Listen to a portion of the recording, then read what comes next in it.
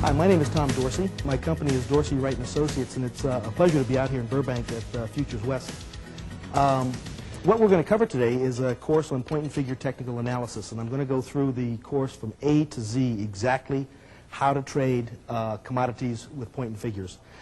A little about my company. We're from Richmond, Virginia, and we are primarily involved with the equity markets. We advise probably over 120 broker-dealers throughout the country, and in most cases act as the firm's outsourced research technical analysis department.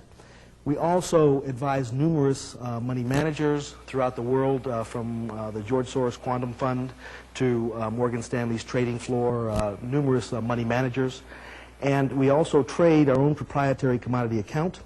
Susan is here with me. She is our commodities trader. She runs our hedge funds also. It's primarily for our own corporate money and some partners that we have involved with us. We also have a money management company in Pasadena, California that's primarily involved in individual equity money management.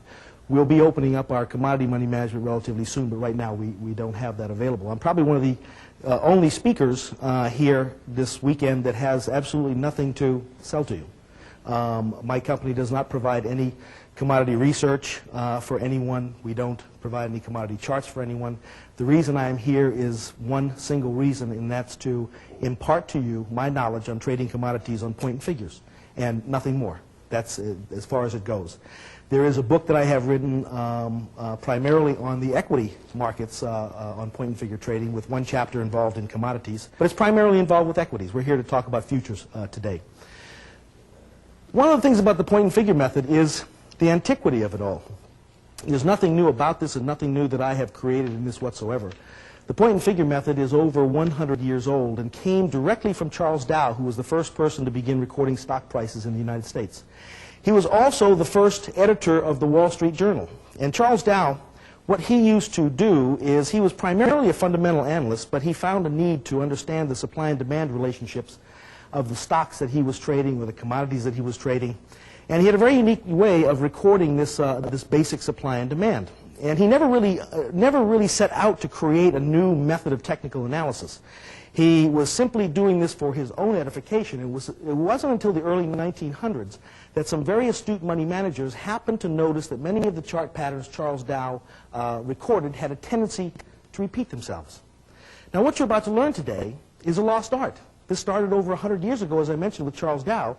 This has been a lost art basically since the 1960s. For some reason, I think maybe with the advent of computers, people are looking for the easy way out, to punch the computer button that'll give them the exact answer, or the more high-tech way of looking at things.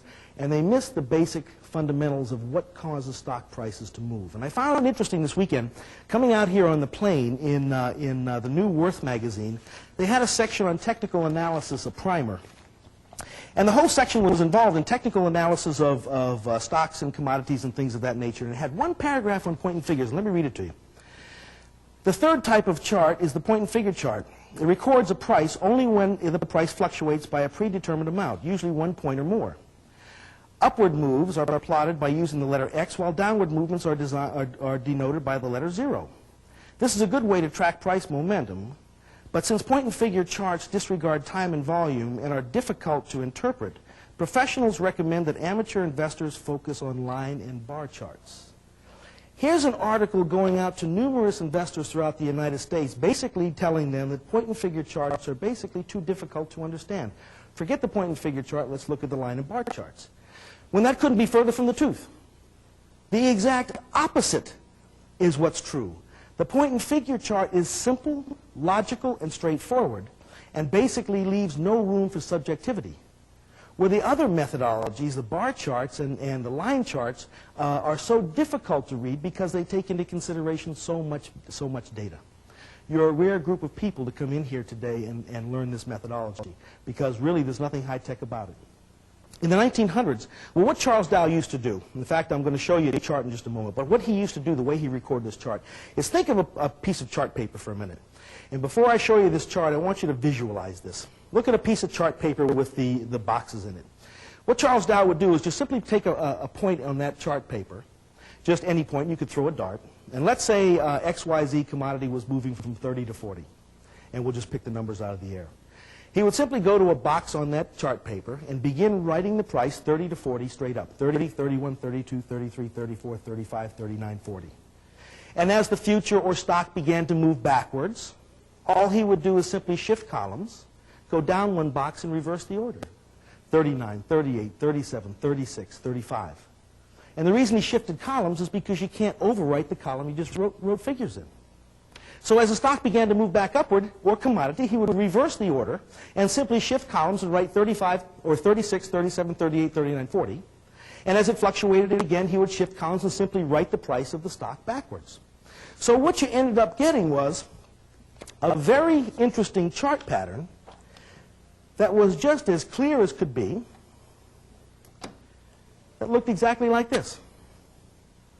Now this could be Microsoft, this could be the Canadian dollar, whatever it may be. But notice here, when you're looking at this chart pattern, that as a general rule, or it has a tendency, as the stock is recording upwards, notice that each time you move into a column that carries the stock, it carries the stock higher than it previously did. So as the stock is rising in price, and as Charles Dow would simply write the price of the stock in the box, each time it's in an up move, it has a tendency to go higher than it previously did.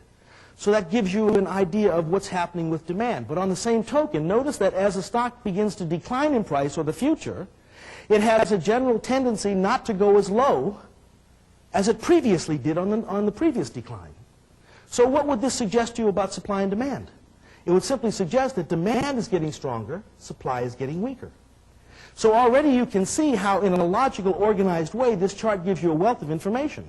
Then notice up here at this level, notice this pattern. If I were to circle this and have you come back to your 10th grade geometry, tell me what this looks like. This little right here. Does that look like a trapezoid or a square or a circle? Anyone? Looks like a triangle formation. Exactly. Anyone sees this. From a 10th grader to an 80-year-old is going to see this as a triangle. This is one of the most important patterns that we look for as far as patterns are concerned in the point and figure method. So a person that isn't even familiar with reading charts whatsoever, as most of you are, if you weren't even familiar with this, you could already see that there's a benefit to looking at a chart like this. Already you notice that the higher highs and higher lows are producing a chart that's clear that demand is in control, and you reach a point where all of a sudden you can see a pattern, and the triangle formation is something that we look for as much as we possibly can. So it wasn't until the early 1900s, and what they did is they called that figuring, because Charles Dow wrote the figures of the price of the stock in the boxes. The early 1900s, they changed this around a little bit.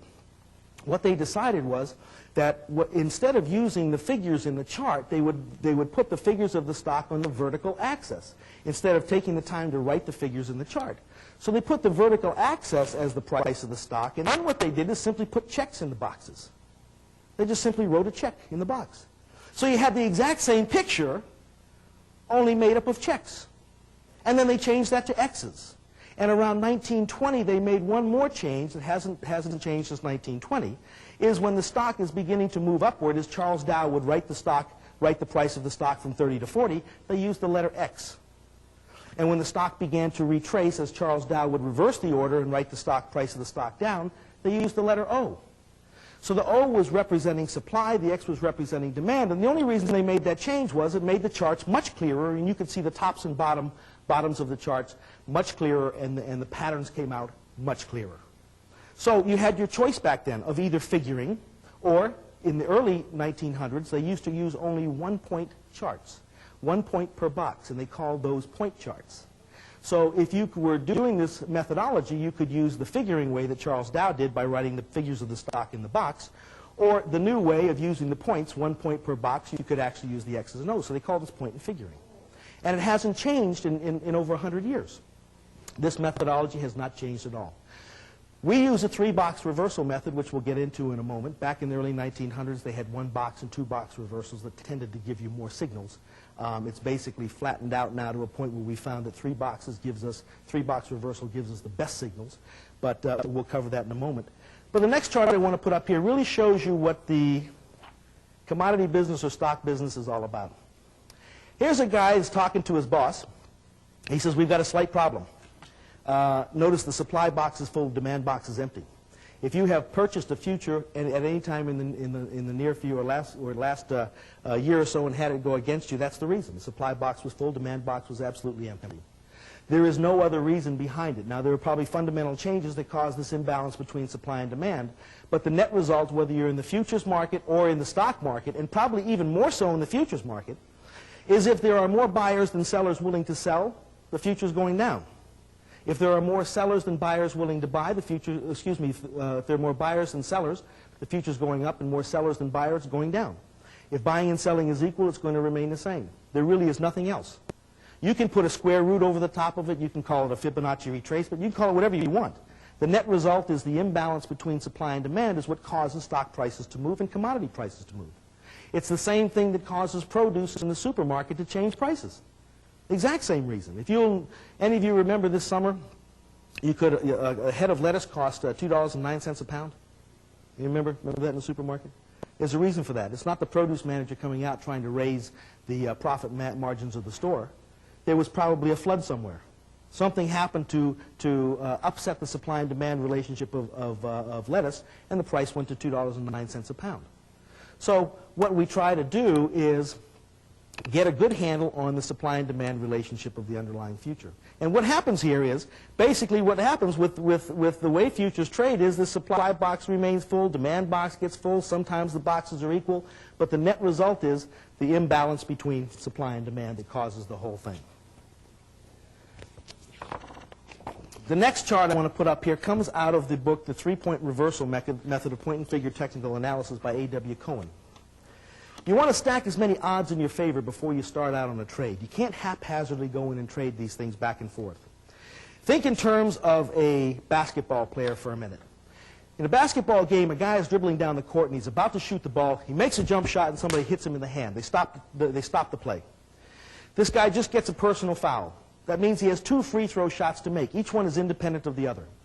So before he starts to make his free throw, he's standing on the free throw line, getting ready to shoot, and the commentator has a computer. He hits the computer button, and he sees that Joe is a 70% free throw shooter. Because in today, whenever you watch the games, we know the probabilities of everything that everybody does in today's computer age. So he knows that Joe's a 70% free throw shooter. That means that 7 times out of 10 that he shoots the ball at the basket, it's going to go in. Now he has 2 shots to make, each one independent of the other. So if he's a 70% free throw shooter, anybody here tell me what the probability is that he makes both shots? 49, exactly. 0.7 times 0.7 is 0.49. So Joe is going to be less than successful over time if he's a 70% free throw shooter and he has 2 shots to make. You as an investor or trader must do 2 things correctly to be successful in the futures market, period. You have to buy the future right, you have to sell it right. Any of you here ever bought a future and had it rise and then come back down again before you sold it? Has that ever happened here? May not have. Sometimes in Virginia we didn't get the benefit of the rise, but that can happen too. We've had to go straight down before. But the same idea, same concept is, if you're a 70% picker on the futures market, you probably have a less than even chance of making money. So how can I increase my probabilities of success? One way is to look at different chart patterns. And some of the patterns that we're going to cover in just a moment, I think I've already misplaced my, where is it? Oh, here we go, right here. These chart patterns were done by Purdue University on an IBM computer, and it was done from buy signal to sell signal. Professor Earl Davis is the person who completed this task. He was a chemist at the Purdue University. He also wrote a book called Profit and Probability. And the computer went from buy signal to sell signal. So what has happened here, and this was done on stocks, not commodities, and commodities work just as well, but I want to show you the probabilities, that if you're willing to wait for a particular chart pattern, in this case in a bull market, and you could translate that into a condition in which, let's say, sugar was in a bull market, or the foreign currencies were in a bull market, or the market was supporting higher prices in general. If you waited for a triple top buy signal, you should be right 87.9% of the time for an average gain of 28.7%. Should take 6.8 months. Now in futures, this can be taken down to 6.8 days. The important thing that this shows you is the statistical study that was done on stocks And I think as fast as futures move, it's even more valid, because the faster chart patterns form, the better they are. So you can see if I will wait for a bearish signal reversal, I'll be right 92% of the time. And we'll almost in every case, if we see a bearish signal reversal form in a future that's in an uptrend, we're going to take it every time. On the downside, if you're looking at selling short, these other probabilities might kick in, where if you're in a bear configured market, where let's say the Canadian dollar is in a bearish trend downward, you might expect these types of patterns to come into play. The triple bottom would be right 93.5% of the time for an average gain of 23% saying you're short, and should take 3.4 months. You can shorten that up considerably for futures because of how fast things move. The point with the whole study is that you can increase your odds of success if you wait for particular chart patterns to form, rather than just jumping in and haphazardly buying the future. So in many cases, what we will do is, as far as our futures trading is concerned, we'll watch for futures that are beginning to bottom out and create these types of charts that we're going to see in just a moment. So the idea is to be able to increase your probabilities of success before you start out. There's a number of things that you can do to help yourself become more successful. Let's start with the first chart pattern. And I want you to look at this so carefully here, because you're going to see this double top and double bottom the most of any chart pattern in futures. This is what you're going to be trading mostly. I want you to understand what a buy signal and sell signal are. Think back to the chart that Charles Dow was recording just by writing the price of the stock in the boxes. Notice here where we have written the price of the stock in the vertical axis. And in the 1920s, remember I mentioned they changed it around. Instead of writing the price of the stock in the boxes, what they did is they assigned the letter X to be demand, the letter O to be supply. So we watch the same battle between supply and demand, yet in this case it's much easier to see rather than writing the price in the boxes. So what I do is with kids in Richmond, Virginia, at times in the past I've gone into Gates Elementary School and Midlothian Middle School and taught children the point and figure method. The beauty of the kids learning it is they usually pick up in about 40 minutes what normally takes an adult about a weekend to catch on to. You don't have to deprogram the kids. They're really refreshing. But, and I'm going to give you some quizzes along the way this morning to see how you're doing in relation to Gates Elementary School. You're going to be okay, though. I'm sure everyone's going to be fine here. We're out in California. At any rate, notice here that each box size here is 1 point. And you could use this as 1 point or 0.10, whatever it may be. What's most important here is I want to show you how the chart pattern is formed. As this future begins to decline from the price of 45 or 4.5, each time, if you're in one column and you're moving in a particular direction, every time this moves down one more box, in this case, we'll record it by writing the letter 0. The future comes all the way down. It continues down moving. Let's say each day it moves down one box further. We record that by placing a 0 in each box. Finally, the future gets down to the price of 31 or 3.1 and stops. It stops moving any lower. So think back to that box where the supply box was full and demand box was empty. What do you think the supply and demand boxes look like at this level? If the future comes down to the price of 3.1 or 31 and kind of stops, doesn't want to go any lower, what's happened is supply and demand has gotten equal. That's exactly what's happened here. The key to the point and figure chart now is how you shift from one column to the next. That's the key. Shifting from one column to the next. We use a 3-box reversal method.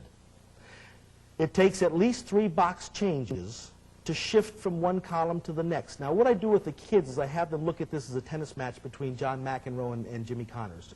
We'll call McEnroe, he's the bad guy at tennis, so we'll call him, he's usually in trouble, so we'll make him the letter O, and the letter X is Jimmy Connors. We'll make him the rising in price. So we watch the battle between supply and demand, and we're only interested in the outcome of the overall tennis match. Now, there are a certain number of games within the match and matches and sets within the match. Games within the set and sets within the match. We don't care about those sets and games. We're interested in the culmination of the match. Now, as the future continues to move down here, it comes down to the price of 31 and refuses to go any lower. All of a sudden, it begins to reverse back up, gain some sponsorship, and starts to rise back up here.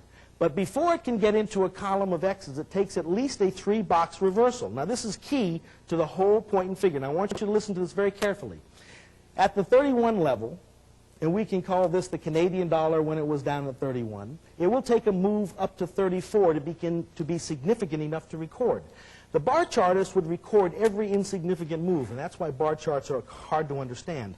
If this future moved from 31 to 32 to 33 and 7/8, it could move back between 33 and 7/8 and 31 for 6 months, and you'd never record anything. Nothing would go in the box. It would take a 3-box reversal. Actually, in this case, a 3-box reversal is 32, 33, 34 from that 31 level to be significant enough to record. So this future could jump back and forth from 33 and 7/8 to 31, and you would do absolutely nothing. All of a sudden, from 33 and 7/8, it hits 34. Now it's significant enough to write the first, second, and third X. The future is now rising in a column of X's. Each time it moves higher, each box, you will record it by putting an X in the box. But you can only shift from X's to O's now. How can that be done? Anyone? 3 points, precisely. 3-box reversal. Okay, 3-box reversal method. I want you to understand that clearly, because this is how the charts are formed. The ease with which a point and figure chart is created is simply that. It's the key to the whole chart is the 3-box reversal method. So let's go back once again. I want you to understand this clearly. The point and figure chart comes down, the future comes down to 31. It can only reverse into a column of X's from the price of 31 if it hits 34. That's a 3-box reversal. We go up to 32, 33, 34. From this level, for whatever reason, the future finds supply and then reverses back down again. Now, what might cause that? You may have a particular trade where the future was coming down here at the price of 34. You bought it and immediately went to 31. One of the first things you may be thinking about is, my God, if it gets back to 34, I'm getting out.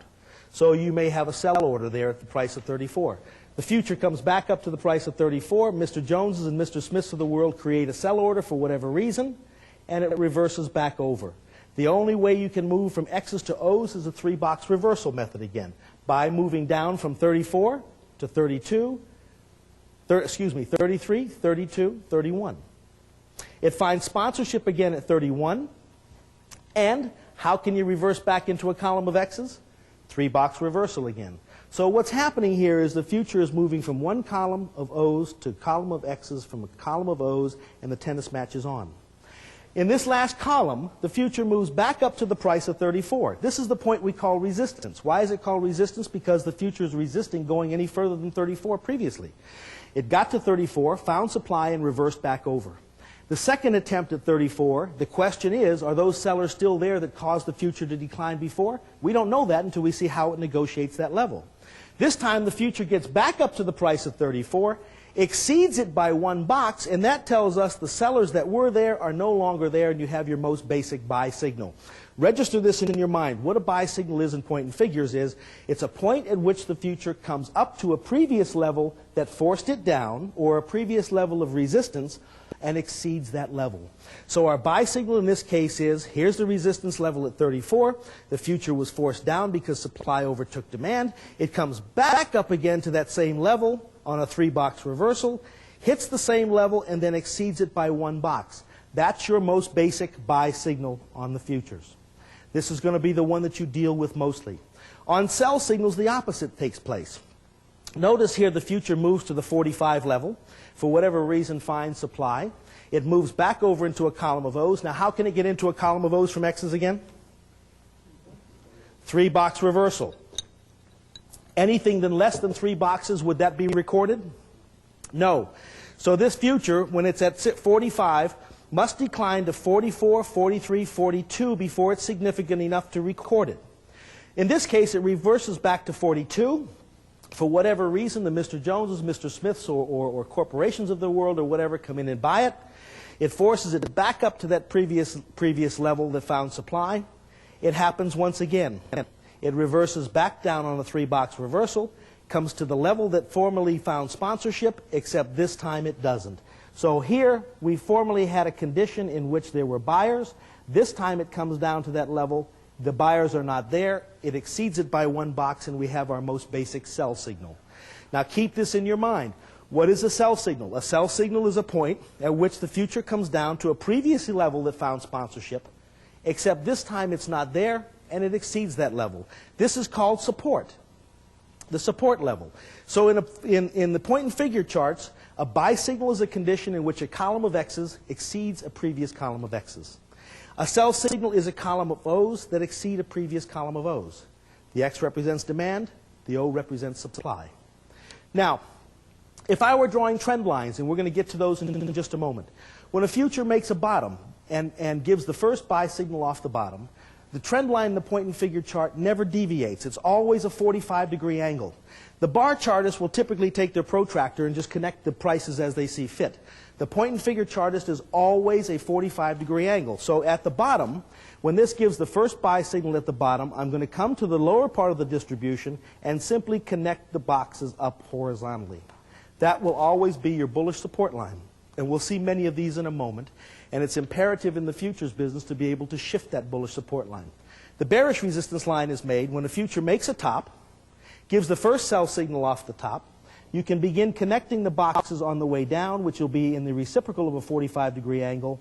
I think that's a 135-degree angle, but it's the same 45, the same way, just connecting the boxes. This is called your bullish support line, and this is called your bearish resistance line.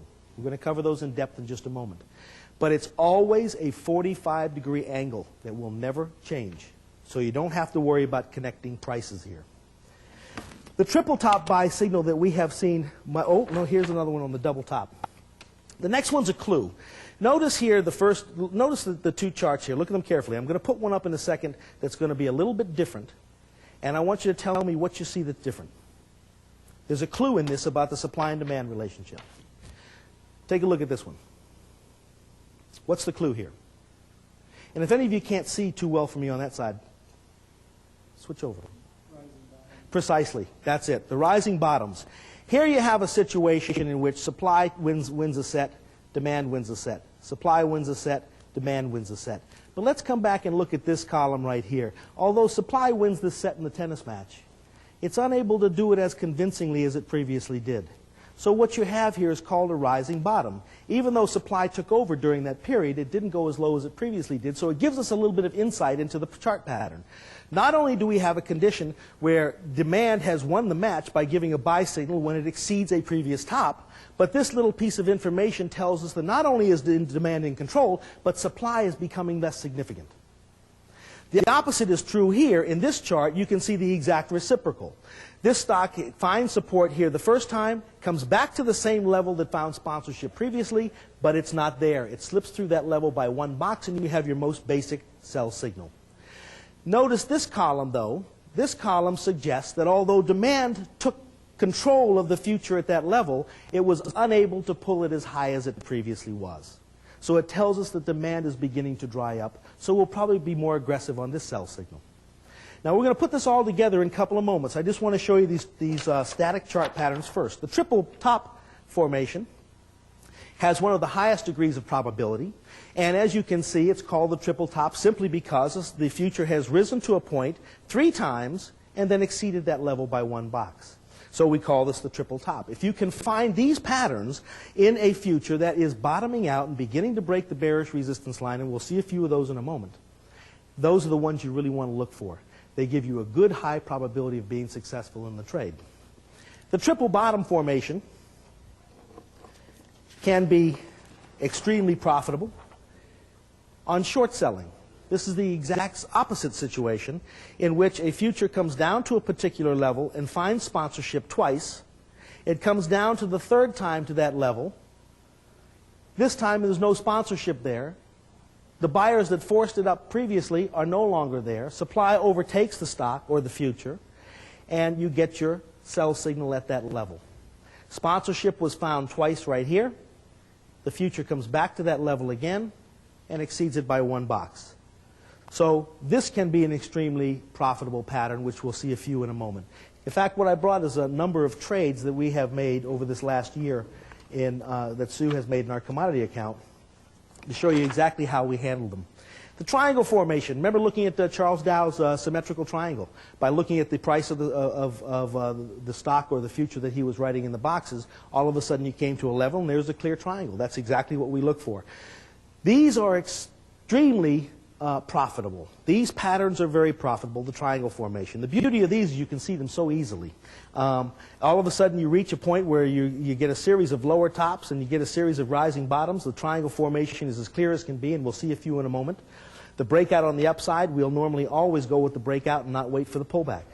The opposite is true on the bearish triangles. The exact same pattern is formed.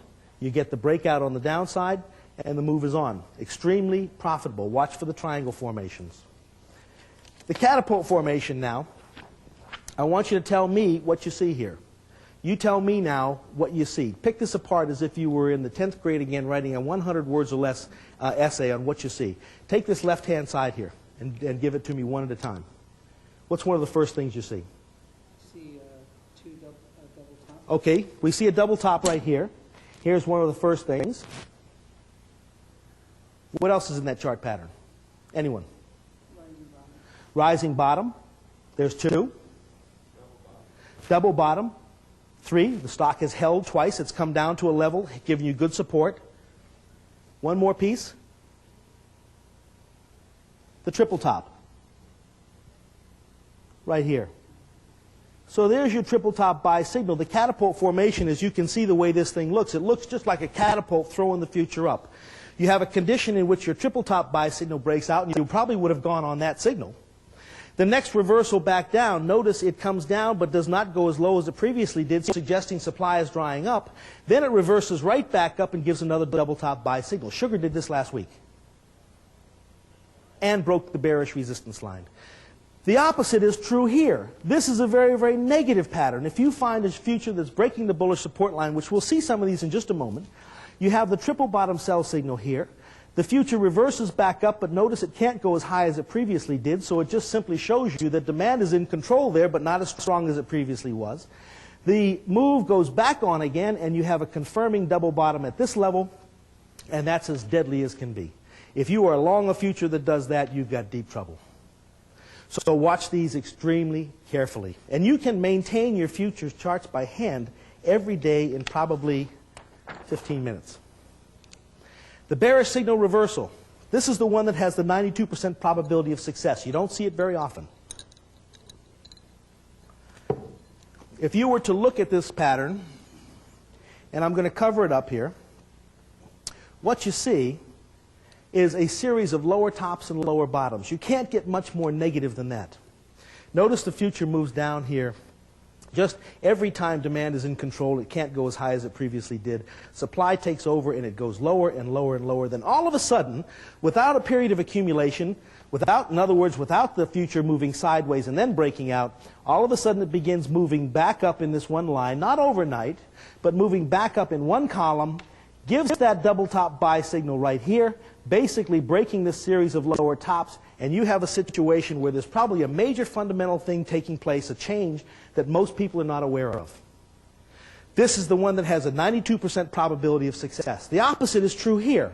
When you have a condition in which you have a bullish signal here where each top is higher and each bottom is higher, what this is saying is each period of demand this rises, it's getting stronger, and each time supply takes over, it can't go as low as it previously did, so you have a major supply and demand imbalance where demand is clearly in control. Then all of a sudden, without a period of distribution, in other words, without moving sideways, it comes down in one column, exceeds this bottom and the series of higher bottoms, and you have your bearish, your bullish signal reversal. Extremely dangerous on this one also. So we want to watch for these types of patterns, although you don't see them very often. You're normally dealing with the double tops and double bottoms. Now, let's get into the fun part. First thing is trading rules. Now we accelerate here into actually trading these things. The rules of trading, if you will stick with these rules, and I'm telling you, don't deviate through them. Someday you got to get religion. And whether you're trading stocks or you're trading futures or whatever it is, you got to get religion someday. This is the day.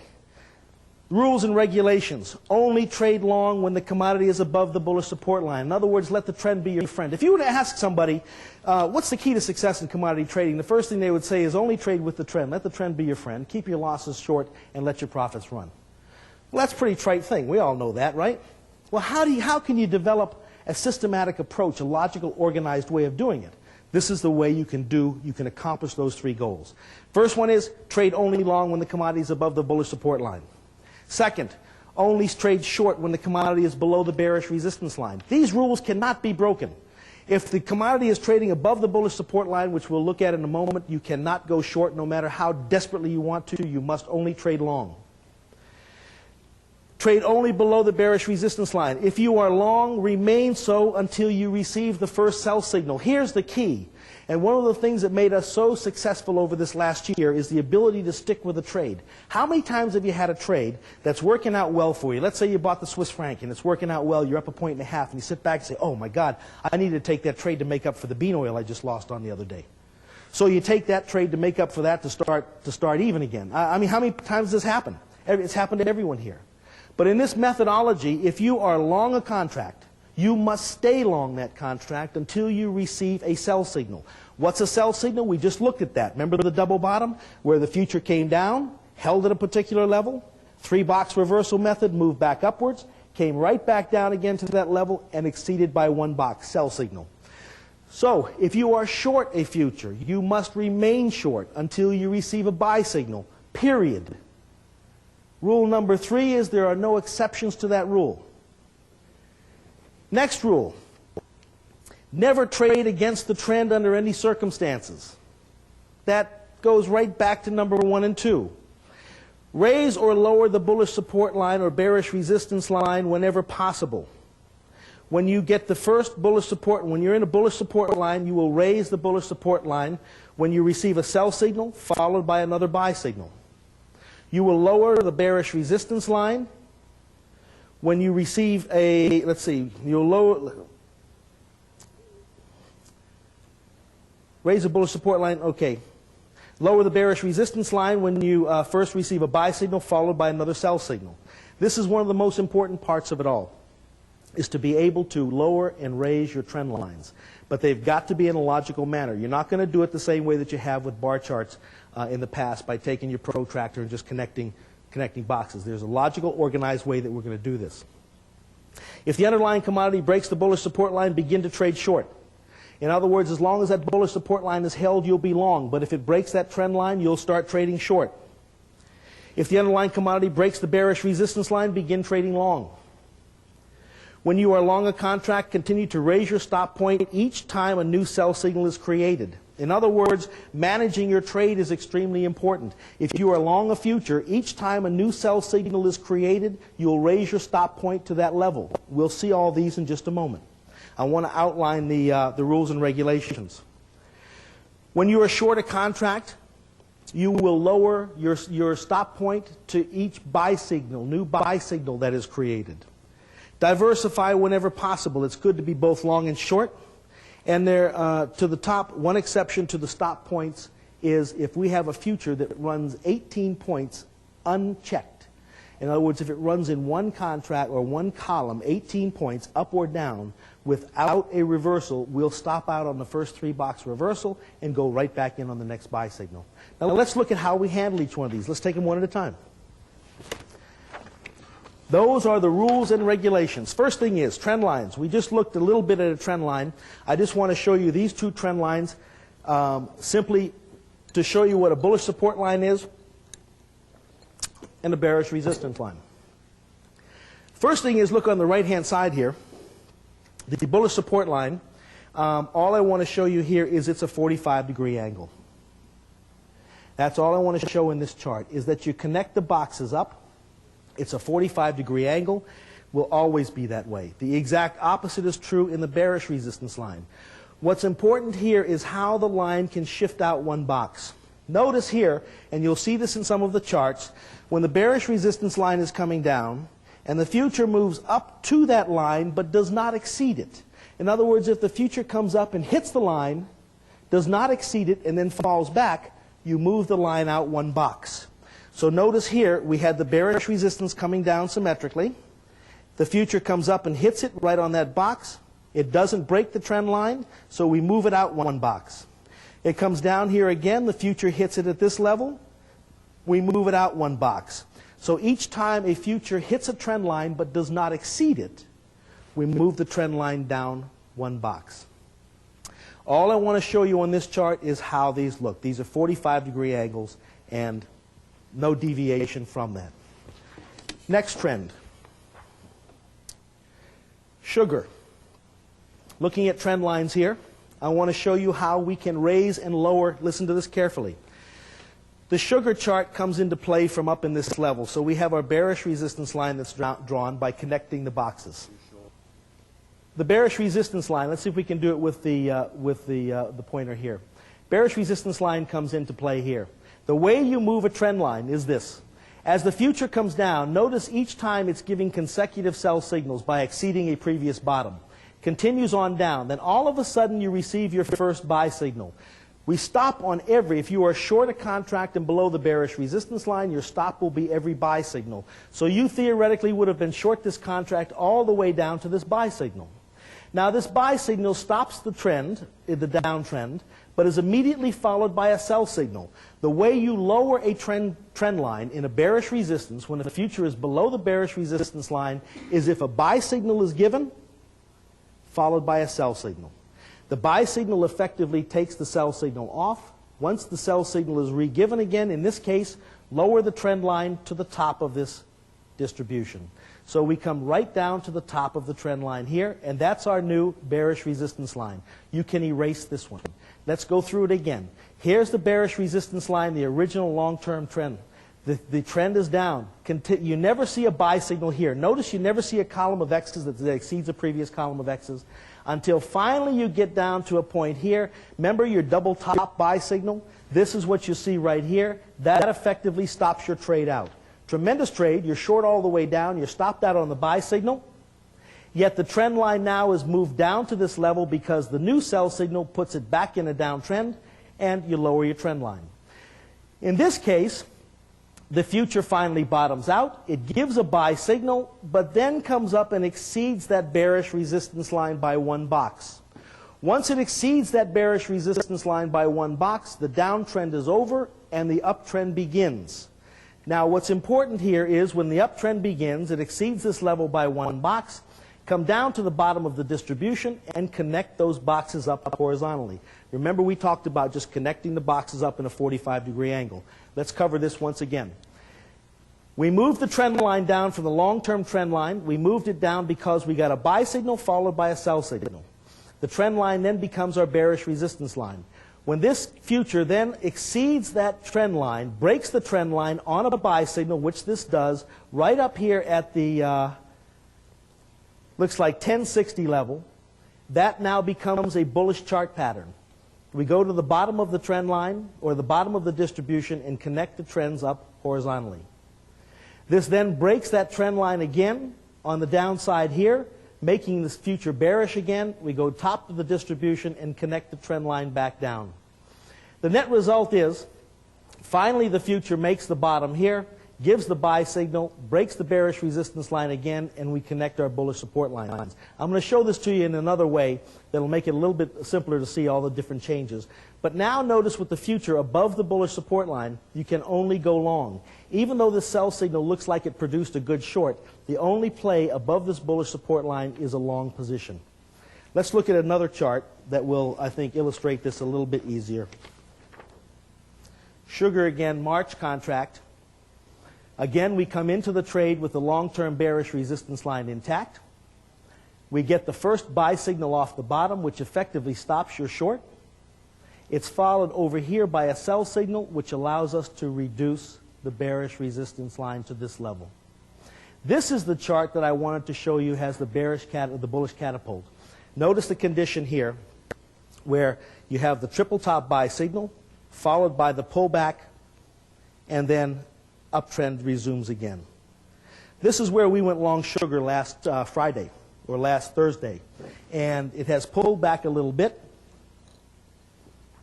We're prepared to go back in another contract. Our sell signal will be the double bottom if it takes place right here. Now, as far as trend lines are concerned right now, that's all we're talking about now is trend lines. Notice the bearish resistance line. When it was broken, that allowed you to go long the contract. Now the trend lines must be moved whenever possible. Let's look at some more ideas on trend lines here. Here is an example of exactly how you would trade a whole future.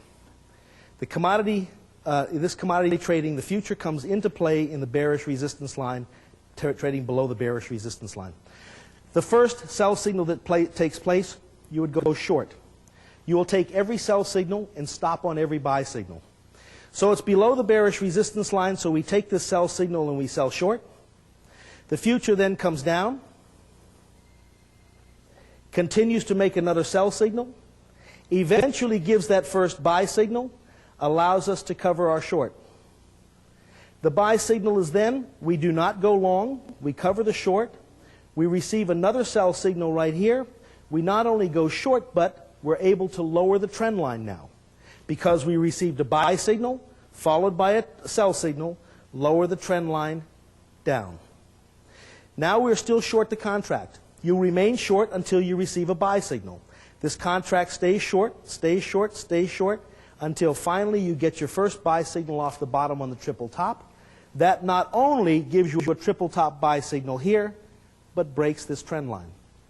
You go long on this and play long the contract, draw your new bullish support line at the bottom, and connect the boxes up horizontally.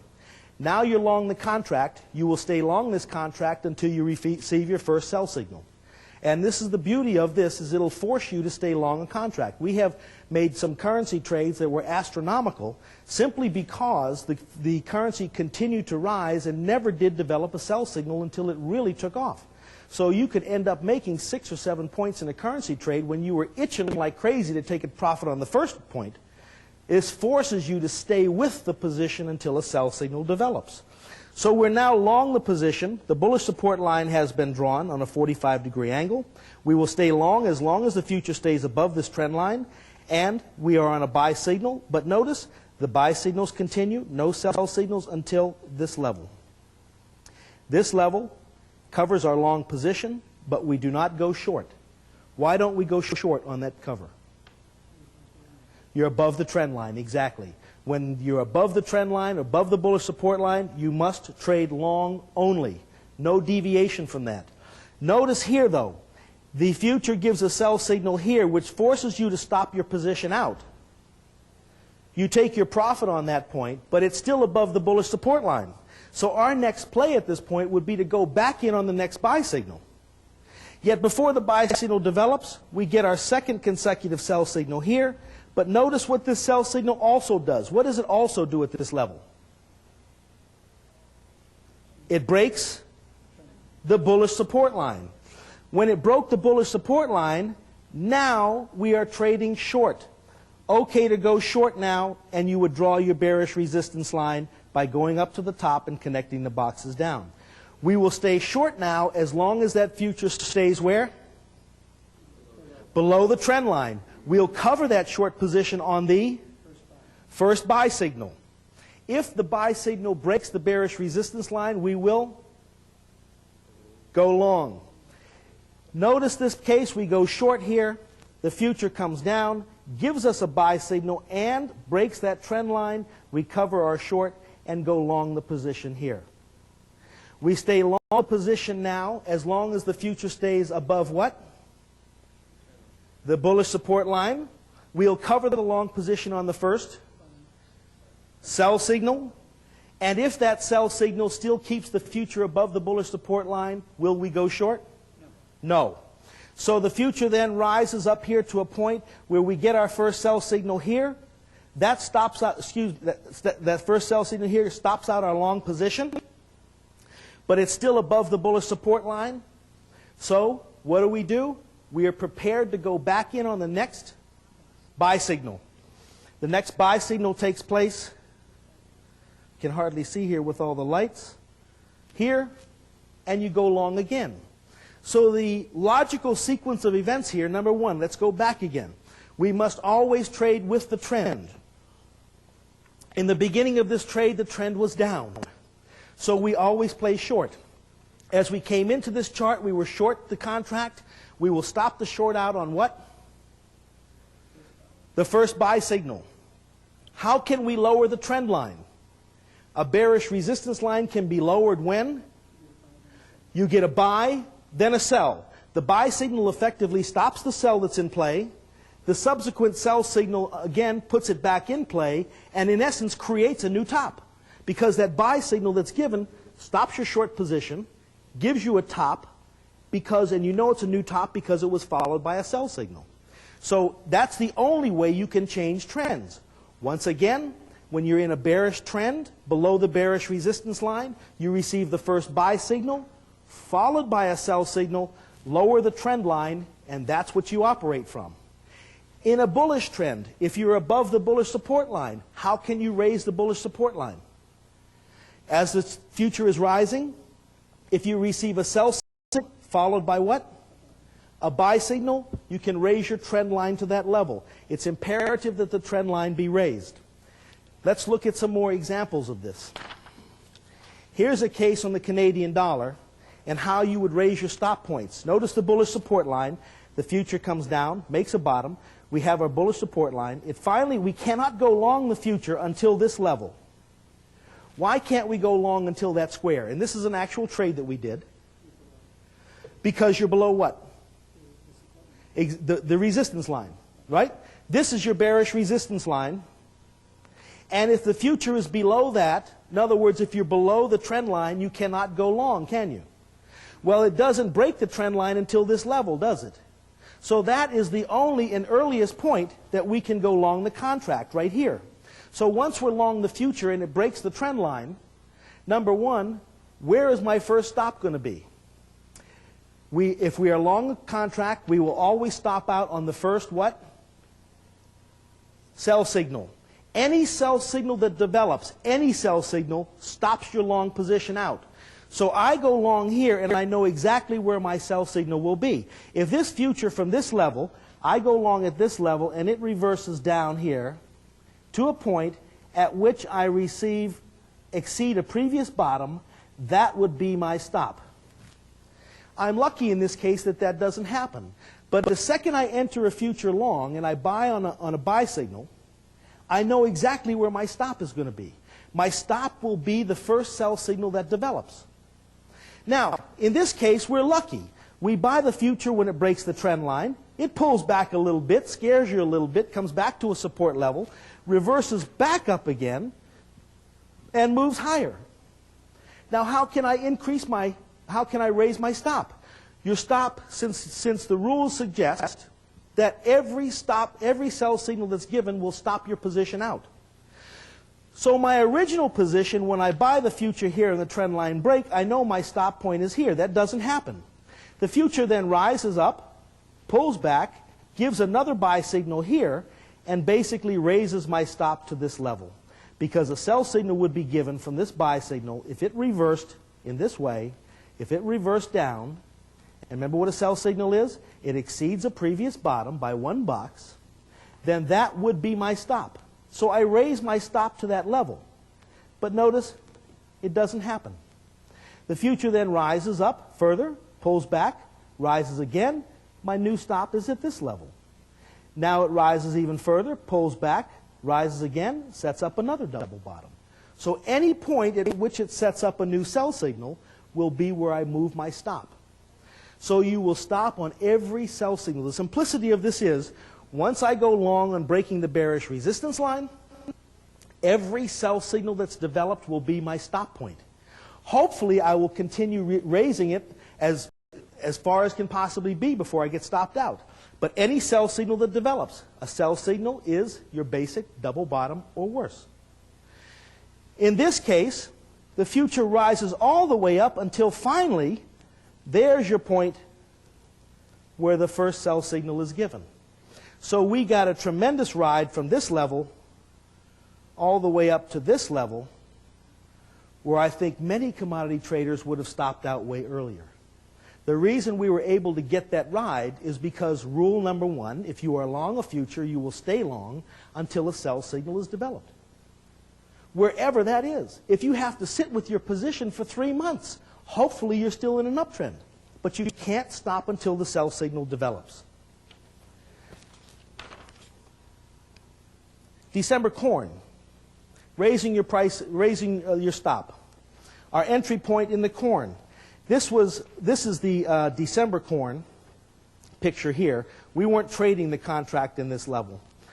When we came into the contract, this was the first buy signal that was given, and we bought this future at 90 or 2.93. We held the position. Notice our first stop point would be at this level. Why is our first stop point here? First sell signal that develops. Our next stop point, we were stopped out finally when the future went all the way up here, corn went up, came back and gave this sell signal right here. That was our stop point. That stopped us out at 3.07. So our bullish support line was drawn down here. The future came down, made a bottom. We couldn't go long until it broke this bearish resistance line. And once we went long, we will stop out on every sell signal that's given.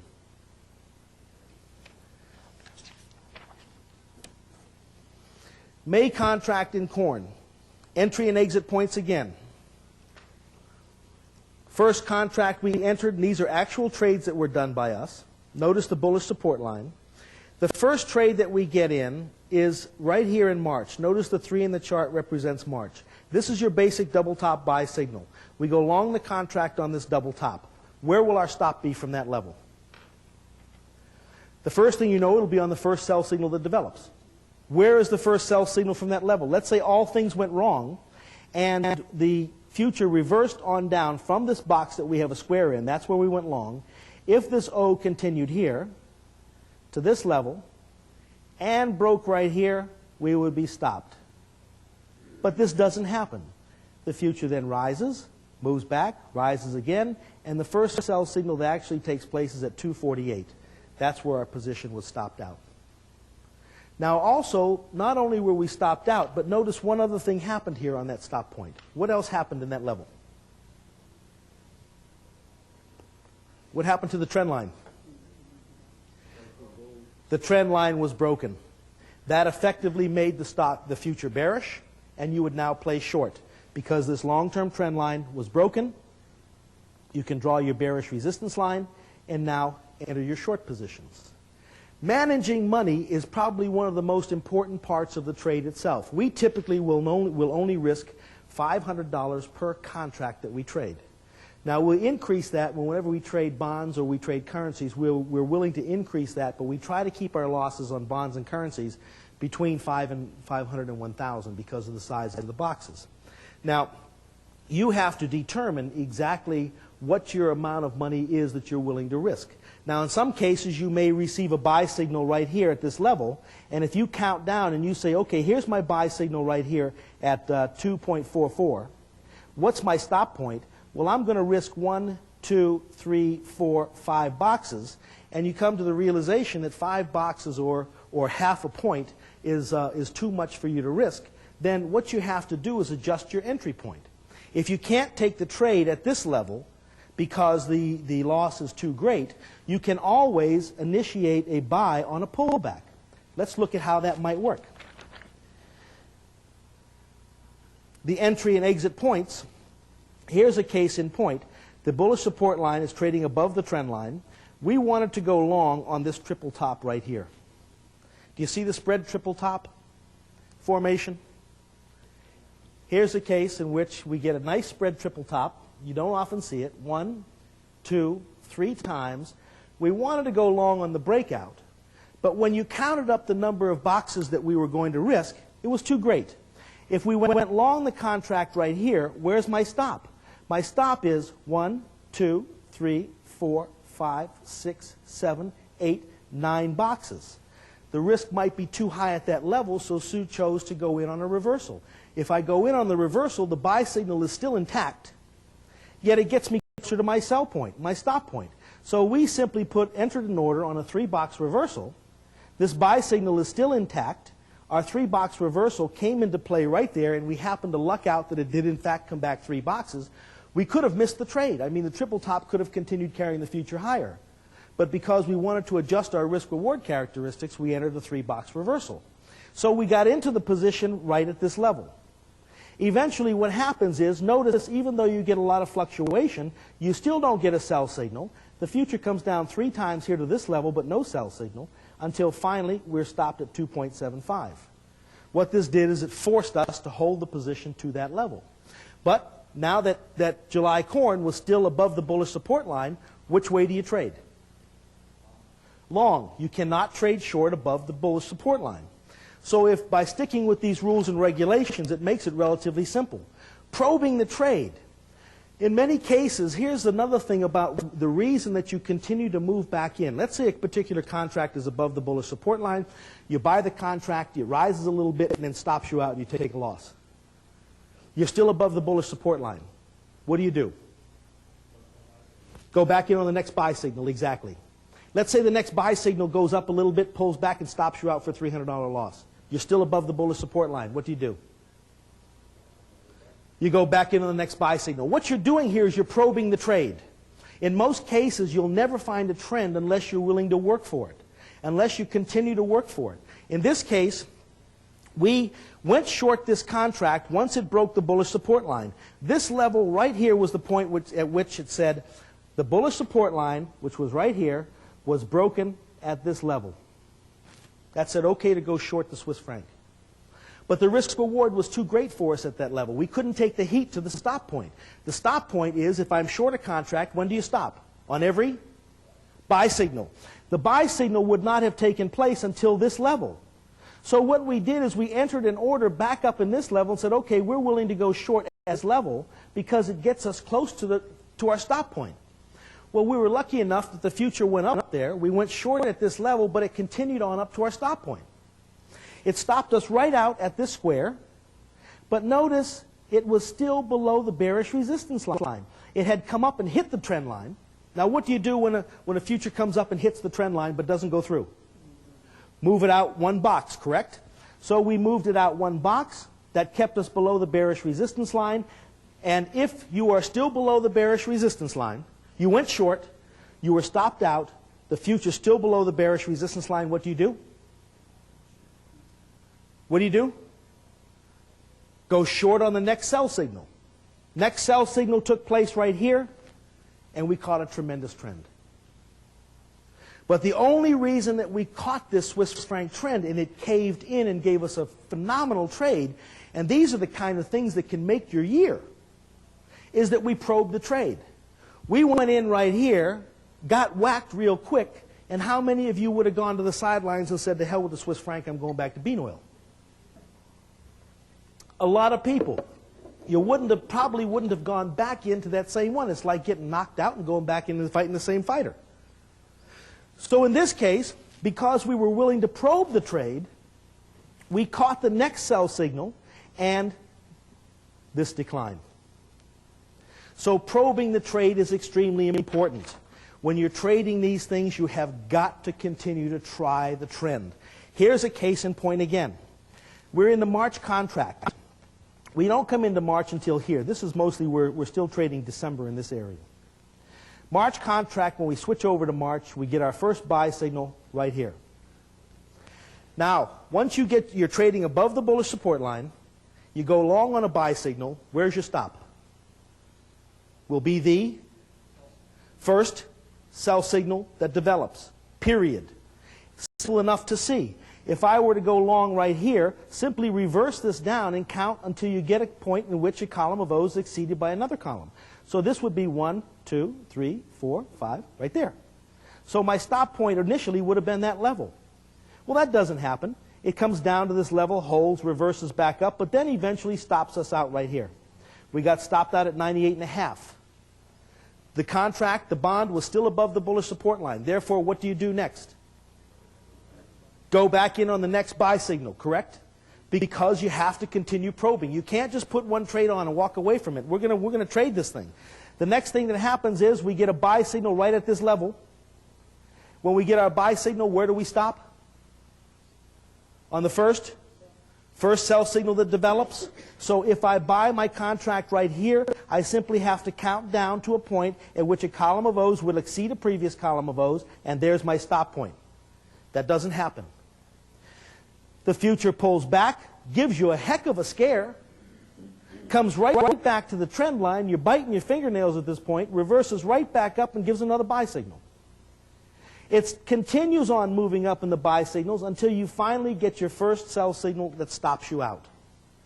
That's the kind of thing that can happen, is what happens here. Our first loss was $1,875, was that 18? Yeah, 1187. It's hard to see with these lights. And our second gain was 2625. So we had to take a loss to eventually get the good run. So the net result is we had a very profitable trade, but it took us a couple of times to probe to finally get to it. So you have to probe the trade.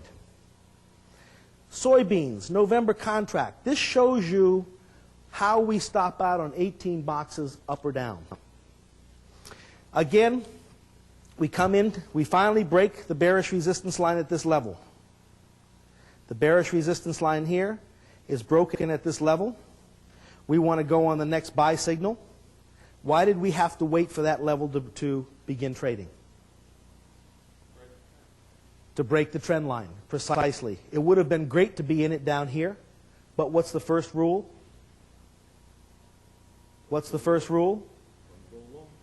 Don't go against the trend. If the trend here is down, even though you have a beautiful chart pattern down here, forget it. Once it breaks the trend, then we can go long. Here we go long in this contract in the November. It comes down here and almost gives us a stop. Here's our stop point right there on the triple bottom. It comes down and forms three bottoms, but doesn't give us the last one. Gets you really nervous. The future then reverses and moves up. Moves up more than 18 boxes. We stop out on the first 3 box reversal. This ended up being 4 boxes, and we stop out of the position there. So in many cases, when you have a condition in which you have that type of a run, straight up with 18 boxes, we elect to sell on the first 3 box reversal. That deviates from the program a little bit because you are not supposed to sell until you get a sell signal. But we like to throw that in because in many cases when you get an 18 box up or down move with no retracement whatsoever, you've pretty much got most of the run. You can always go right back in on the next buy signal and you'll have a very logical stop. But again, the reason that we went long here, above the bullish support line. Even though you were stopped out at this level here, why couldn't you go short? Above the bullish support line, correct? So as long as you're above the bullish support line, you cannot go against the trend. You must stay long.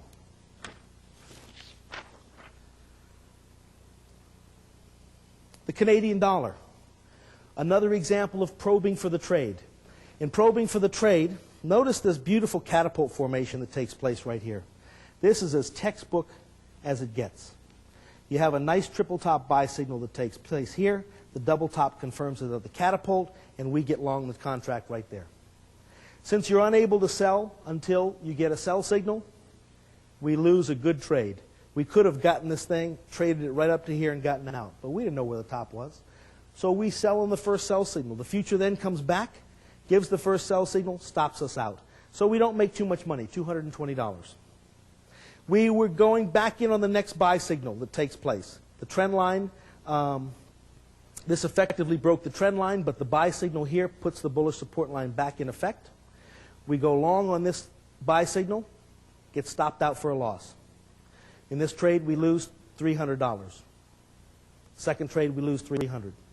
We go back in on the next buy signal, but instead of taking the buy signal in this breakout, we put an order in to buy on the pullback. Why? Because it got us close to our stop point. Still, the trend line is trading above the trend line. We buy on this level. We can't stop out until the next stop, which is at 74.18. So our next gain was $700. So we made 200, lost 300, made 700. The whole idea is we continued to work the commodity. We continued to work it. It wasn't a matter of going in here like Las Vegas and rolling the dice on one trade and saying, okay, well, heck, we lost on the second trade, let's get out. As long as the trend line continued to suggest that you play it long, we continued playing it long. Once that trend line was broken right here, what does that mean? You can go short, but you cannot go short until that trend line is broken. So once this trend line was broken in here, this tells you you can go short. So you go up at that point when this bullish support line is broken, and you draw what? Your bearish resistance line. And how do we do this? We simply come up to the top and we connect the boxes down. And as long as the future stays below the bearish resistance line, how do you trade? Short. You never go against the trend.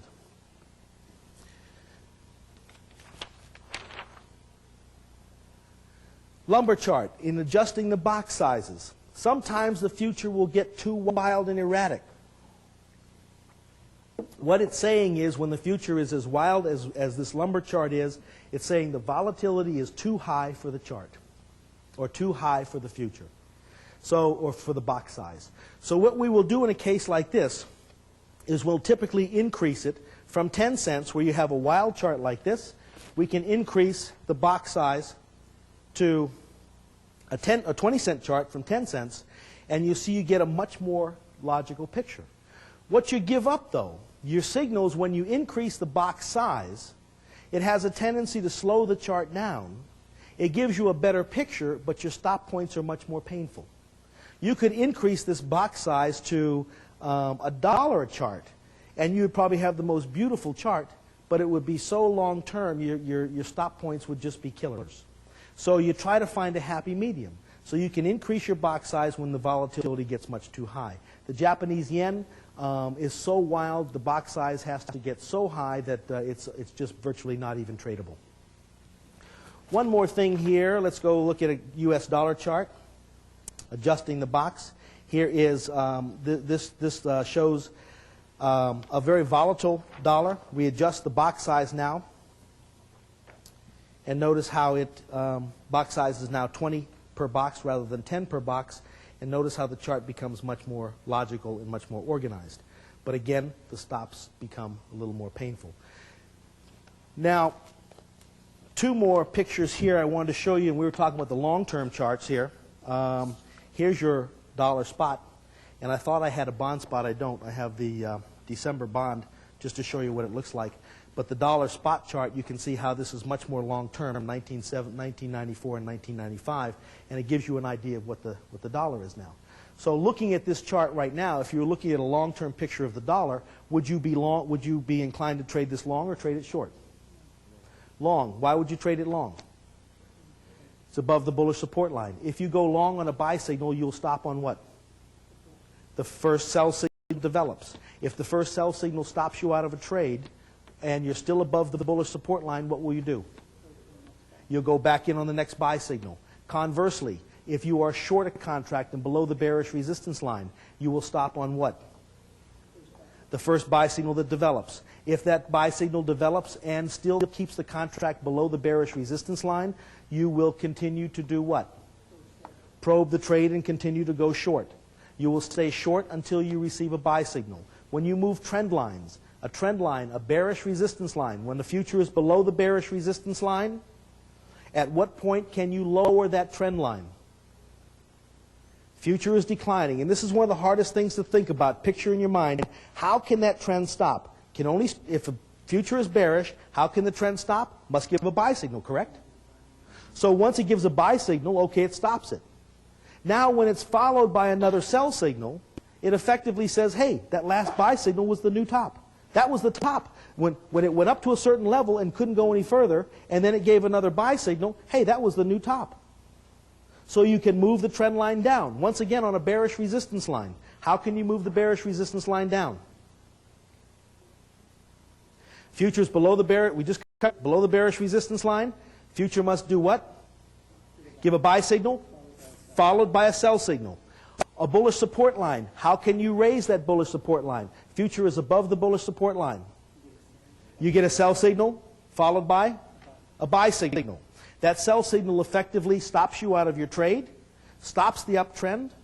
Once you get a new buy signal, it's saying, hey, this is as far as that new contract was able to go down. That's your new support level. Couldn't go any lower. So once again, let's go back to the bearish resistance line. When you have a bearish resistance line, you can lower it by doing what? When the future does? Gives a buy followed by a sell, precisely. On a bullish support line, you can raise it by when the future sell followed by a buy, precisely. That's the main characteristics of the whole thing. We will only trade the trend. You will not, when you're above the bullish support line, you can only go long. If you're below the bearish resistance line, you can only go short. We can move the trend lines just as we said. Move the trend lines whenever possible. If you are long a contract, you will stop on every sell signal. If you are short a contract, you will stop on every buy signal. You'll continue to probe the trades. You must probe the trade to finally catch a trend. Very important. Let's look at the T-bond December contract, the one we trade now, and there's what the picture looks like. How do you trade this contract now? Long the contract, exactly. Even though it looks like you've got a tremendous amount of space down to the bullish support line, you only trade the contract long. Why? It's above the trend line. So we have the rules and regulations with the point and figure chart. It's very difficult in an hour and a half to go through a total course on this. We could spend a whole weekend on it. But in this hour and a half, I think we've been able to outline exactly how you would go about trading futures. And you can't deviate from this. Like I mentioned in the beginning, you've got to get religion sometime. And if you'll follow this methodology by moving the trend lines whenever possible, probe for the trade, only trade the trend, and the beauty of the point and figure chart is when you get to the point where they say let the trend be your friend, let your losses run, the way you let your losses run is you stay with the position until it gives you a sell signal. If you buy a bond at 100 and it doesn't give you a sell signal until 120, wow, you made your year. But what the point and figure chart does is give you strength in your conviction to stay with the trade until these things happen. By the same token, part of the key to success in futures is to cut your losses short. By cutting your losses short, by stopping out on every sell signal or every buy signal that takes place, if you initiate a trade and immediately get stopped out, you will be stopped out by your predetermined amount that you're willing to risk. So it forces you to keep your losses short.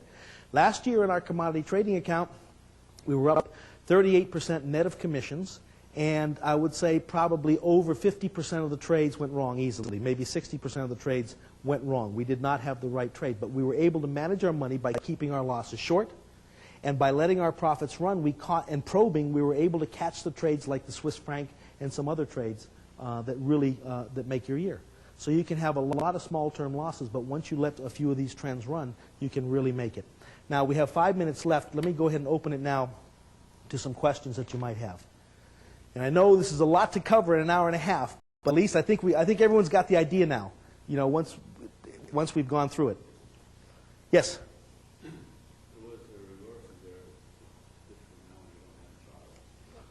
This one? Well, it could have been. Say that the support line, say that one was far higher up. So that the second there's the far down here, the far down. The price go down there very far, to your left of your point, to the left of the area. Uh-huh. Yeah. Where could you go short there if you had the support line high above? That came up here? Let's say the support line came up to this level? Right. Okay. The only way that you would have gone short is if the support line came up to this level in the chart. It affected, because you have a sell signal here, and it breaks the chart. Let's go ahead and draw it on there.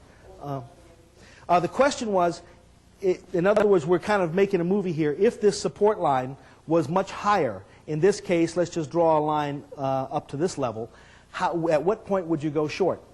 Well, since this is on a sell signal right here, it breaks the trend line at this level, right at this level, you would go short on the next sell signal. Now, because you're already on a sell signal, you would probably initiate a point on some kind of a reversal up in this level where you would go short. You're already on that sell signal, so this effectively says, okay, you're on a sell signal and the trend line was broken, okay to go short. But with the future having come down this far, you definitely want to get it up closer to your stop. No, you could not go in. Mainly because of your stop. If you went into the future right here where it broke, and you went short, where do you cover? On your first buy signal, correct? If you're staying with the program, your first buy signal is all the way up here. Can you take that much heat in a T-bond? Probably not. You're talking about thousands of dollars of risk in one contract. So that tells you right there you couldn't have done that. So when you're looking at risk reward and I want to go short, you say how much can I risk? If I only risk $500, then you have to be willing to sell short up in this level here. You see what I mean? Yes. Any more questions? You mentioned in your book that you devote only one chapter to futures and the rest equities. That's right. Aren't these concepts the same for both? No, they're different. Totally different. 100% different. The question is, aren't these concepts the same for for stock trading as futures trading? No. Futures trading is a large part of it is managing money. And with stock trading, one of the first things you learn with stock trading is 70% of the risk in a stock is the sector in the market. We spend 80% of our time evaluating the stock when that's not where the risk is. So when you look at my book and you read the book, you'll find the major chapter that was written there was on sector rotation. If you can buy a stock in the right sector at the right time, you basically can make all the mistakes in the world. So no, you don't trade stocks like this at all. Different philosophy. So we are out of this T-bonds, right? Yes. At this point, you are out of T-bonds right now, and we'll wait to see what develops. If this develops, let's say this moves back up in a column of X's, back down in O's, and then back up and breaks out at this level, we'll go long the contract. So we can take the next buy signal. Yes? Where did that support line come from? It just came Out of here? Yep. Oh, that's just going back to where the future was trading way back here. The whole thing wouldn't even fit on one chart. So we just took it at... That's where the actual support line was drawn. If we had a chart that went over here. Yes? Is there any software that does this? Yes. Is there any software that does this? Technofilter Plus out of Raleigh, North Carolina, that runs on Dow Jones Market Analyzer Plus, DJ Map, does this. I think Metastock has it in their 1994 version. They've taken it out of the 1995. Many of them have that. In fact, you'll find point and figures right in the room here on some of these systems. But it's important that you stick to be successful. You can't use the point and figure chart just as a cursory type thing. So, well, I'll just look at the chart every now and then. To be successful in trading, you've got to get religion, as I mentioned before. And if you follow these principles, you're going to be successful. There's no question in my mind. But you can't deviate from it. You can't go long a contract and say, well, gee, I'm up a point, and I need to cover my losses on the last trade. I'll go ahead and take this profit.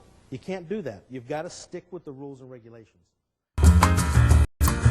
Hi, my name is Adam Hewison. By now you've probably heard a lot about our giant footprint technology and just how important it is in the marketplace and how it can help you make money. But I want to show you a good example using children's art of just how powerful our giant footprint technology is. Everybody that comes to our offices, we ask them to take this test, and that's the fish test. Now you're going to ask yourself, what do fish tests have to do with giant footprints? Well, I'm going to show you right now. Let's take a look. I want to ask you